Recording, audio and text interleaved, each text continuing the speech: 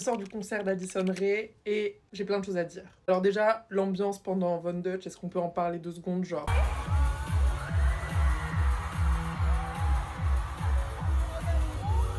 On va commencer par le positif parce qu'il y a plus de négatif que de positif. Bonne scéno, bonne choré, bonne présence scénique. Et elle est mimi avec le public, tout ça.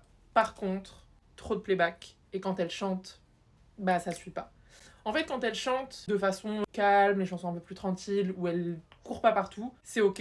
Dès qu'elle commence à chanter et qu'elle est un peu essoufflée et tout, c'est fausse note, enfin, c'est pas très... Voilà. Après, elle débute, c'est normal, c'est sa première tournée, mais justement, je trouve que on précipite trop les artistes dans les tournées, trop vite. Chanter en live, c'est pas facile. C'est pas pour rien qu'il y en a qui arrivent pas, ou qui arrivent moins bien qu'en studio, ou qui mettent de l'autotune en live. Enfin, c'est difficile de chanter en live.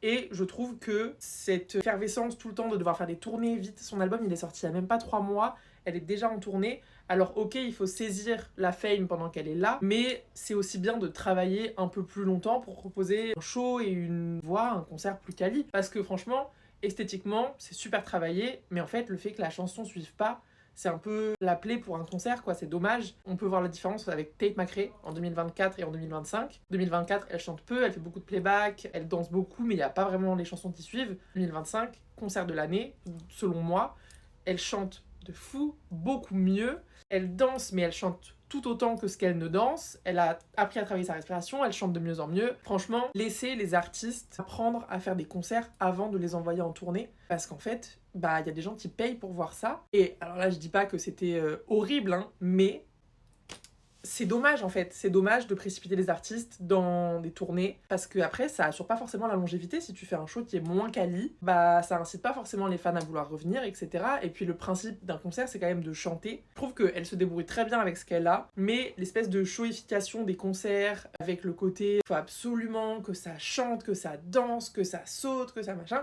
C'est bien aussi d'avoir des concerts un peu plus posés ou des moments un peu plus posés dans le concert où tu peux vraiment chanter, être là avec ton public.